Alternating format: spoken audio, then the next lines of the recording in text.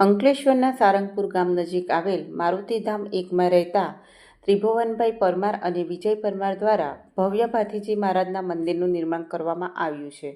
ત્યારે આ ભાથીજી મહારાજ મંદિરનો બીજો પાટોત્સવ યોજાયો હતો, જેમાં સવારથી પૂજાવિધિ અને હોમ હવનનું આયોજન કરવામાં આવ્યું હતું, જેમાં મોટી સંખ્યામાં ભક્તો ઉમટી પડ્યા હતા અને પૂજાવિધિ અને હોમ હવનનો લાભો લીધો હતો.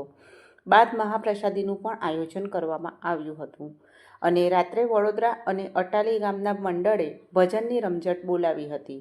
આ પ્રસંગે સોસાયટીના રહીશો સહિત મોટી સંખ્યામાં ભક્તો ઉપસ્થિત રહ્યા હતા. મથુરા જઈને બેસી ગયા રે, મથુરા જઈને બેસી ગયા